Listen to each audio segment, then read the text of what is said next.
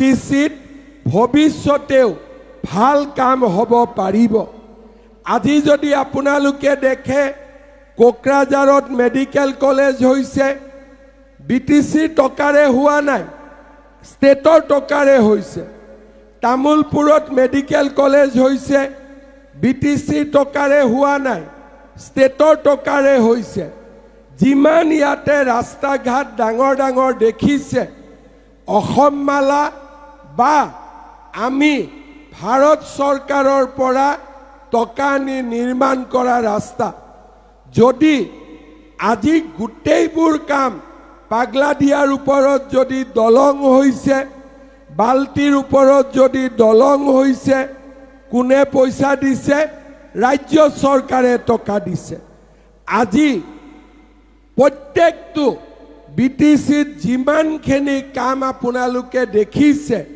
কোনে কৰিছে ৰাজ্য চৰকাৰে কৰিছে বিটিচি লৈকে আমি পঠুৱা টকাবোৰৰ আজিৰ বুলি মই কোৱা নাই 2003 চনৰ পৰা আমি যিমান টকা পঠাই থাকিলো এই টকাবিলাক ৰাইজৰ কামত কিয় ব্যৱহাৰ হোৱা নাই আজি মই যেতিয়া বিটিচিত যাওঁ মহিলাসকলক সুধো অৰুণোদয় কিমানে পাইছে পুৱা মানুহৰ সংখ্যা কম নোপোৱা মানুহৰ সংখ্যা বেছি তেতিয়া হলে অৰুণোদয়টো আমি সমানে পঠাই আছো তামুলপুৰত যি দিছো গোৰেশ্বৰত যি দিছো কমলপুৰতটো আমি একেই দিছো যদি কমলপুৰত সকলো মানুহে অৰুণোদয় পাইছে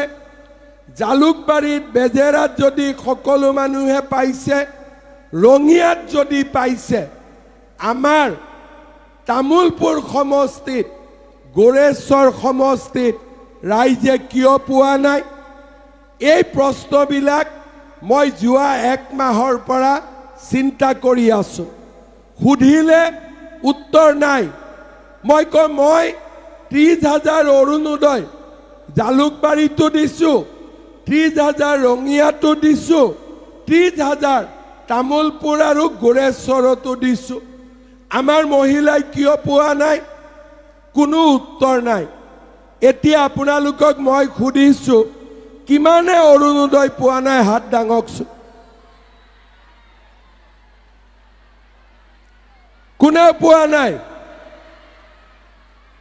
পোৱা নাই ঠিক আছে এতিয়া নোপোৱাখিনিয়ে হাত নমাওক পোৱাখিনিয়ে হাত উঠাওক কিমানে পাই আছে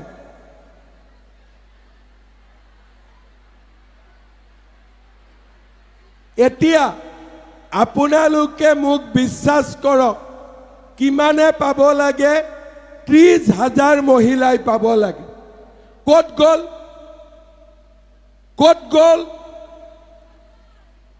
গল সব ভিসিডিসি বিলাকৰ পেটত সোমাই গল বাস সব পেটত সোমাই গল কোনেও নাপায় আজি আমাৰ ৰঙিয়াৰ মানুহে যেতিয়া মহিলাৰ একাউণ্টত পইচা সোমাই আপোনালোকৰ মনটো বেয়া লাগে নে নালাগে যেতিয়া আপোনালোকে গম পায় যে আপোনালোকৰ সম্বন্ধীয় মানুহ এজন কমলপুৰত আছে বাইহাটা চাৰিআলিত আছে অৰুণোদয় টকা সোমালে আপোনালোকে নাই পোৱা আপোনালোকৰ মনটো বেয়া লাগে নে নালাগে তাৰ মানে বিটিচিত থাকাটো আমাৰ অপৰাধ হল নেকি বিটিচিত থাকাটো কি আমাৰ পাপ হল নেকি ৰাস্তাৰ সিফালে পাব ৰাস্তাৰ ইফালে নাপায় এতিয়া আমি কি কৰিব লাগিব ৰাস্তাৰ সিফালেও বিজেপি এইফালেও বিজেপি যাতে আমাৰ অভাৱবিলাক দূৰ হ'ব পাৰে আজি আমাৰ এছেম্বলি ইলেকশ্যন কেতিয়া এপ্ৰিল 2026 আমাৰ মা কি আজি সেপ্টেম্বৰ 2025 2025 ভিতৰতে আমাৰ শুক্লাই চেৰফাঙৰ মা সকলেও অৰুণোদয় আঁচনি পাব লাগিব। লাগিবনে নালাগিব? লাগিবনে নালাগিব? চৰকাৰ UPPL BPF তেল কোনে ভৰাই? তেল মোদীয়ে ভৰাই, তেল মই ভৰাও। গাড়ীখন কোনে চলায়? BPF আৰু UPPL চলায়। এইবাৰ আমি কৈছো তেল যেতিয়া আমি ভৰাম গাড়ীও আমিয়ে চলাম, গাড়ীও আমিয়ে চলাম। আৰু তেতিয়া ইয়াতে কোনো দুৰ্নীতিও নাথাকিব, একো নাথাকিব। VCDC বিলাকক গাঁতৰ তলত সোমাই দিম, যা গাঁতৰ তলত থাক। সি যাৰে নহওক কিয় আমি আমাৰ ইলেকশ্যন মেনিফেষ্টোত কৈছো যে এইবাৰ বিজেপিৰ চৰকাৰ হলে VCDCৰো ইলেকশ্যন হ'ব লাগিব। ইলেকশ্যন নোহোৱাকৈ VCDC হ'ব নোৱাৰিব। মোক কোনোবাই সুধিছে যে দুই এজন বিজেপিও VCDCত আছে, মই সিহঁতকো গাঁতত সোমাম। কাৰণ ৰাইজৰ কষ্ট আমি সদায় বেছি গুৰুত্ব দিবই লাগিব। ৰাইজৰ ওপৰত কোনো নহয়, ৰাইজৰ দুখ আৰু ৰাইজৰ কষ্ট দূৰ কৰাই হৈছে চৰকাৰৰ দায়িত্ব। মোৰ আজি বেয়া লাগে, মই যেতিয়া শুক্লাইলৈকে আহোঁ, তামোলপুৰলৈকে আহোঁ, ৰঙিয়া পোৱালৈকে চব ঠিক ঠাক। আৰু ৰঙিয়া পোৱাৰ পিছতেই এপ্লিকেশ্যন, দাদা মামা অৰুণোদয় পোৱা নাই, উদ্যমিতা পোৱা নাই। হাৰে এখনেই জাগা, এইবিলাক গোটেই পুৰণা নলবাৰী জিলাই হয়নে নহয়? তেতিয়ালে একেখন জিলাৰে, পুৰণা কামৰূপ জিলা একেখন জাগাৰে। যদি তামোলপুৰ নলবাৰী জিলাতে আছিলে, গোৰেশ্বৰ কামৰূপ জিলাতে আছিলে, গতিকে কামৰূপ জিলাৰ বেলেগ মানুহে যদি আঁচনি পাব পাৰে, নলবাৰী জিলাৰ বেলেগ মানুহে যদি আঁচনি পাব পাৰে, শুক্লাই চেৰফাঙৰ ৰাইজে কিয় পাব নোৱাৰে? এই কথাটোৰ উত্তৰ আমি বিচাৰিব লাগিব। শ্ৰদ্ধাৰ ৰাইজ, UPPLকো আমি ভোট দিলোঁ, BPFকো আমি ভোট দিলোঁ।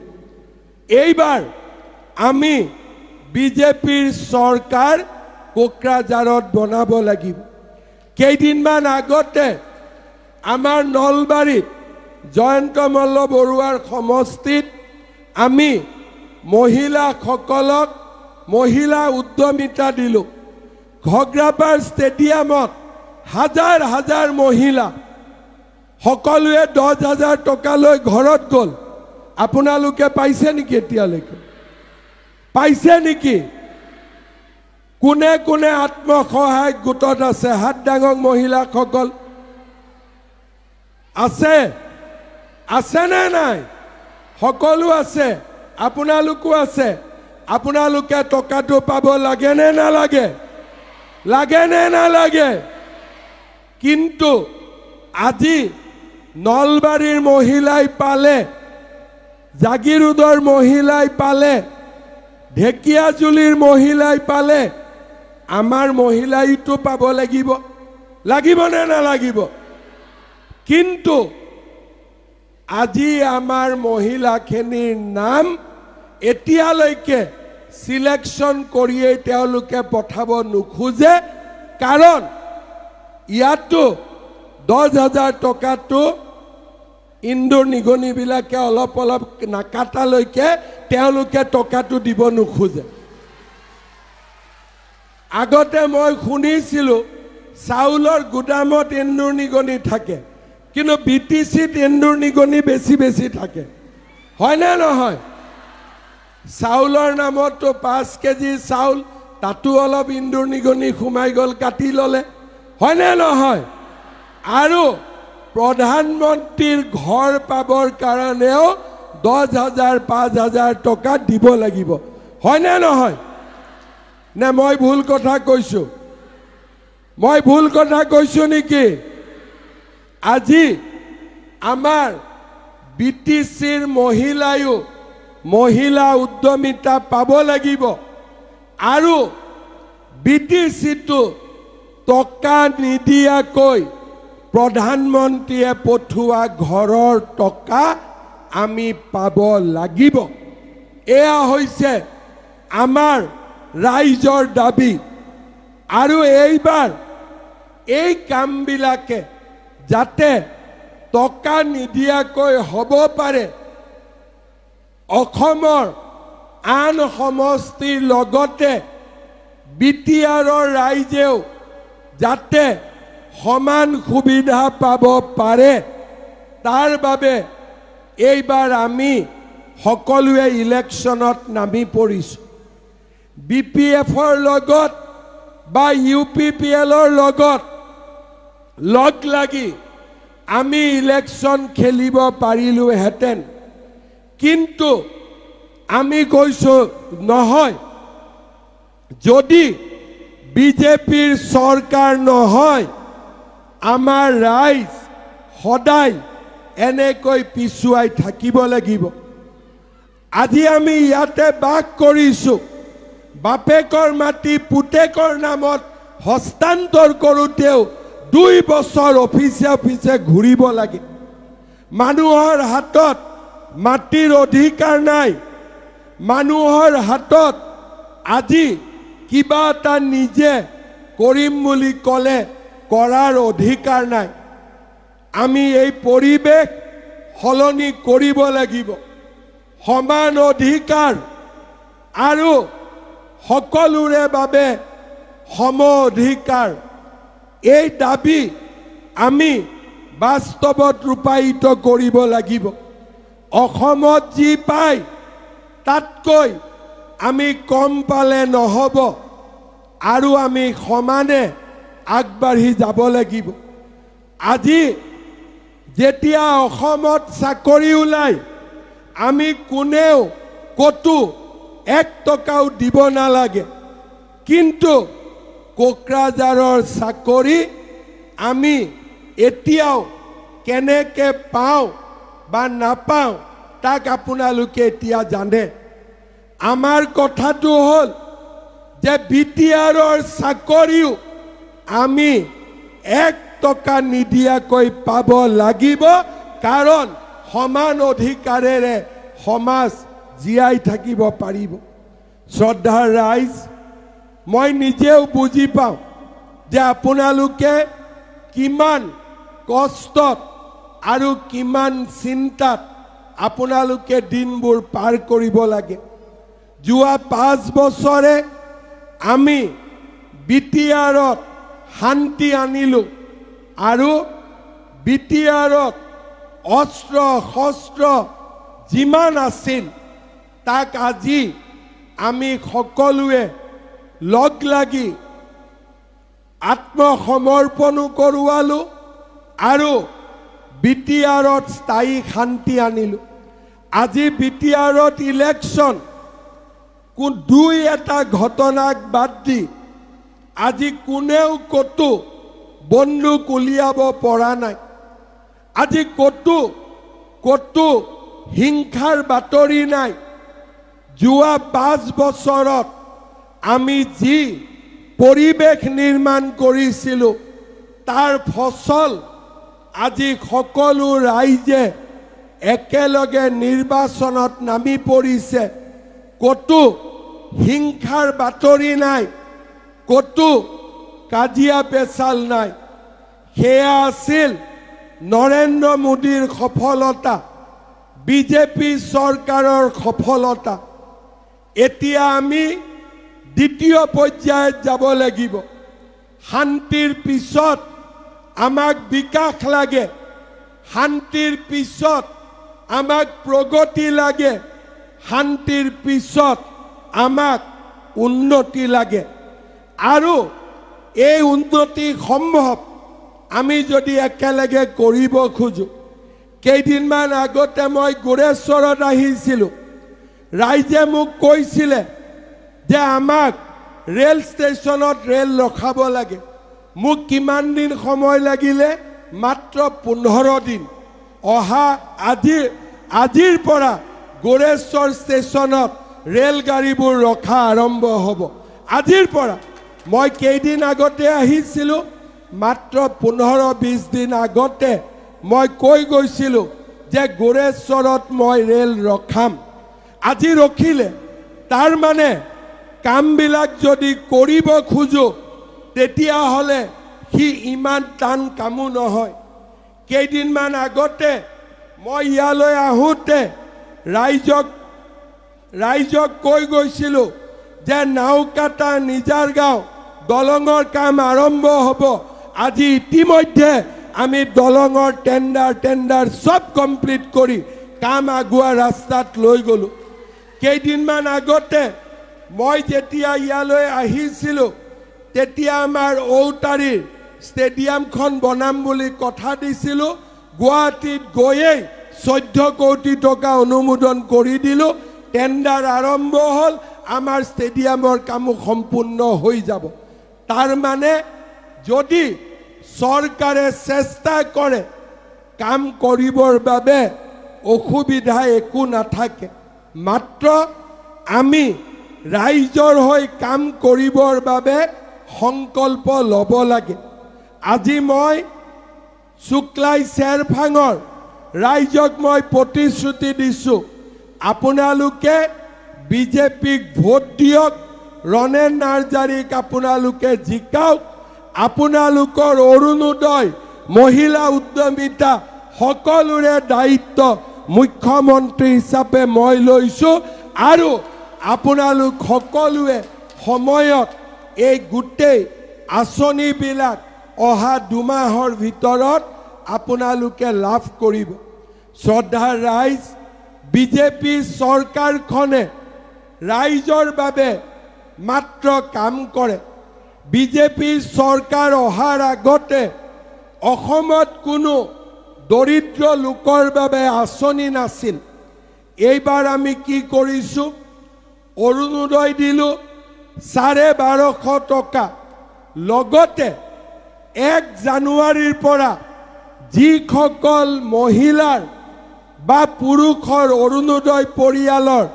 গেছৰ কানেকশ্যন আছে তেওঁলোকক আমি গেছ কিনিবৰ বাবেও আৰু 250 টকাকৈ মাহত আমি দিম তাৰ মানে কিমান পালে অৰুণোদয় 1250 টকা আৰু 250 টকা 1500 টকাকৈ আমি মাহত অৰুণোদয় লাভ কৰিম নাপালে মনটো কিমান বেয়া লাগিব হয় না নহয় বেলেগে পাওঁ যদি আমি নাপাওঁ মনটো বেয়া লাগিব নে নালাগিব এতিয়া আপোনালোকে মোক কওক কাৰ কাৰ ৰেচন কাৰ্ড আছে হাত দাঙক সকলোৰে ৰেচন কাৰ্ড আছে এতিয়া অহা 1 নৱেম্বৰৰ পৰা ৰেচন কাৰ্ডত আমি চাউলৰ লগতে কম দামত আমি দালিও পাম নিমখো পাম আৰু চেনিও পোৱা আমি আৰম্ভ কৰিম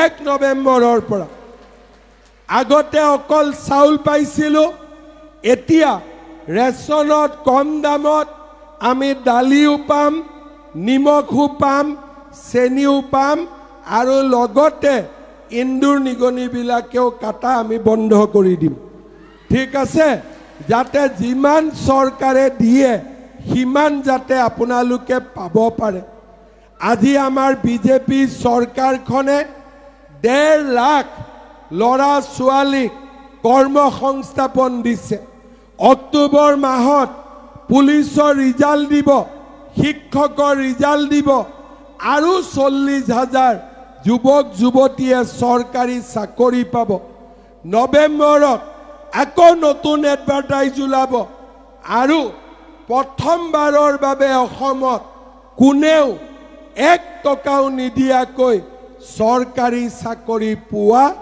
আৰম্ভ কৰিছে ক্লাছ 9ত চাইকেল হায়াৰ সেকেন্ডাৰীত স্কুটি আৰু এইবাৰ আমি সিদ্ধান্ত লৈছোঁ যে নৱেম্বৰ মাহৰ পৰা যেতিয়ালৈকে মেট্ৰিক পৰীক্ষা নহয় মেট্ৰিকৰ লৰা ছোৱালীবিলাকেও কিতাপ কিনিবৰ বাবে গাখীৰ এগিলাচ খাবৰ কাৰণে মেট্ৰিকৰ কেণ্ডিডেটকো আমি প্ৰত্যেক মাহে 300 টকাকৈ বেংকৰ একাউণ্টত জমা দিম যাতে তেওঁলোকে নোট কিনিব পাৰে কিতাপ কিনিব পাৰে গাখীৰ এগিলাচ যাতে দুখীয়া ল'ৰা এটাইও খাব পাৰে কোনে আগত চিন্তা কৰিছিল কোনে আগত চিন্তা কৰিছিলে দুখীয়া ল'ৰা ছোৱালীৰ বাবে আজি আমি এনেকৈ আঁচনিবিলাক প্ৰস্তুত কৰিছো যে দেউতাক মাকৰ কষ্ট আজি আমি কমাই দিছো